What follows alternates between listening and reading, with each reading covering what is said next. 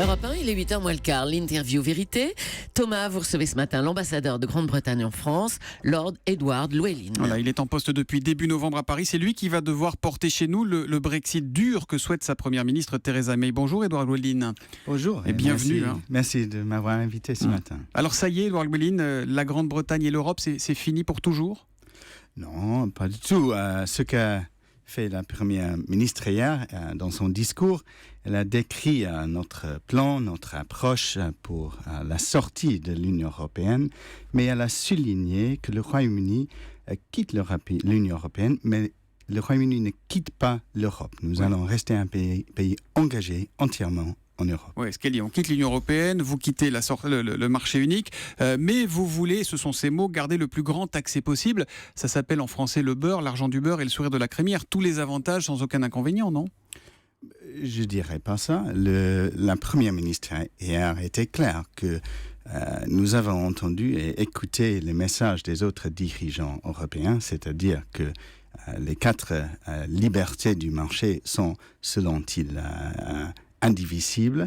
Alors pour cette raison-là, nous allons quitter le marché unique, mais nous voulons sceller un accord de libre-échange entre le Royaume-Uni et l'Union européenne qui va permettre que notre commerce continue. Et comme je l'ai dit, les liens entre l'Union européenne, et nos partenaires européens et le Royaume-Uni vont rester très étroites. Aujourd'hui, vous faites la moitié de votre commerce avec l'Union européenne. En 2015, avec 44% de vos exportations qui sont allées vers l'Union européenne. On sera quand même moins prompt à faire, les 27 autres, des affaires avec des gens qui ne veulent plus de nous, qui nous crachent au visage quand même. Et vous êtes sûr que c'est une bonne stratégie pour votre économie à vous ? Ça ne va pas vous coûter cher au final ?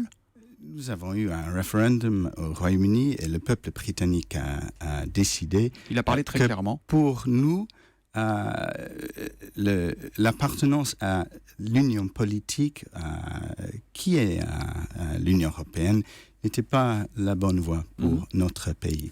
Mais cette décision-là, qu'a expliqué hier la Première ministre, je veux vraiment souligner, c'est pas une décision qui implique que le Royaume-Uni ne veut pas rester pas engagé en Europe. C'est absolument le contraire. Nous sommes un pays européen, nous avons un passé européen, nous aurons un avenir européen aussi, parce que sur le plan de la sécurité, sur le plan de la défense, en approchant tous les défis que nous avons en commun comme des pays voisins, des amis, des alliés, il faut que nous continuions à coopérer.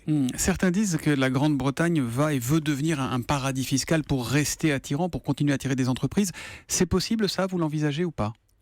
Nous voulons, comme je l'ai expliqué, sceller un accord qui marche pour le Royaume-Uni, mais bien sûr un accord qui marche pour tout le monde. Et nous pensons que ce sera entièrement possible.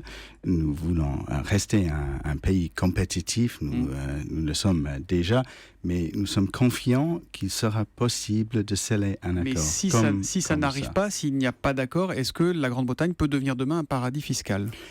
Nous sommes confiants que nous allons réussir à sceller cet accord. Ça, pardon, vous l'avez déjà dit, mais vous ne répondez pas à ma question. S'il n'y a pas d'accord, parce que quand on entre dans une négociation, il y a 2 voies de sortie, soit oui, soit non. Si on ne se met pas d'accord...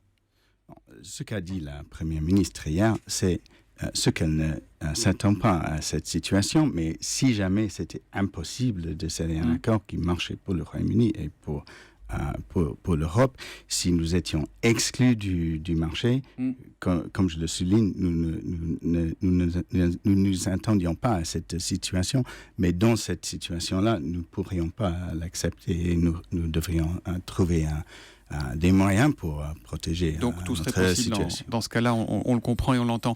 La Grande-Bretagne et le Brexit ont un supporter farouche, c'est Donald Trump, le nouveau président américain. Est-ce à dire que vous allez privilégier un axe Grande-Bretagne-États-Unis dans vos relations économiques notamment ? Le Royaume-Uni et les États-Unis ont toujours été des alliés très proches. Ça va rester le cas, cela a toujours été le cas, ça va rester le cas dans l'avenir. Mais la France et le Royaume-Uni sont des alliés très proches, nous sommes des amis, nous sommes des voisins, ça va rester le cas aussi. La France va rester un des partenaires privilégiés de la Grande-Bretagne, vous le souhaitez ce matin ? Tout à fait. Tout à fait. Je suis en poste maintenant depuis 9 semaines. Je vois chaque jour les liens entre nos deux pays. Sur le plan, je le souligne, de la défense et de la sécurité. Nous travaillons main dans la main. Nous faisons face ensemble à cette menace terroriste qui affecte nos deux pays et l'Europe tout entière.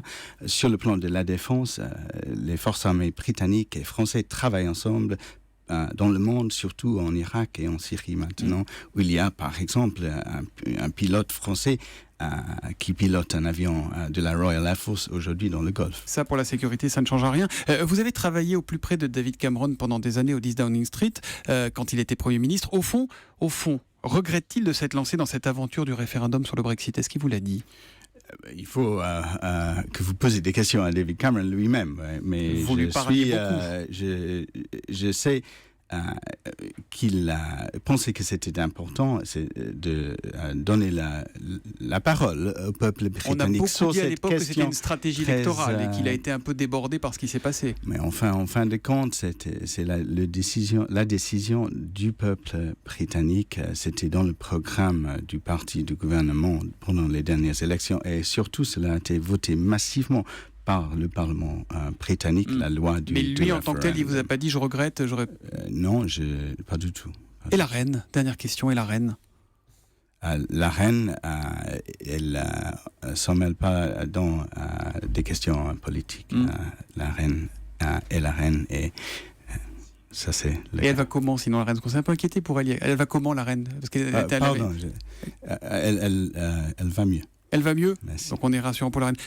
Toute dernière question, à propos de Donald Trump qu'on évoquait tout à l'heure, Nigel Farage, le leader du parti europhobe tendance raciste UKIP, sera-t-il le prochain ambassadeur de Grande-Bretagne aux États-Unis, comme le souhaite Donald Trump?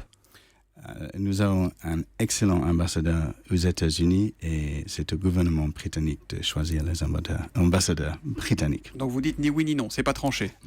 Nous avons un excellent ambassadeur au Royaume-Uni qui est là et qui va rester là. Merci beaucoup Édouard Llewellyn, ambassadeur de Grande-Bretagne ici à Paris, d'être passé par le studio d'Europe 1 ce matin. Merci et bonne journée à vous. Merci beaucoup.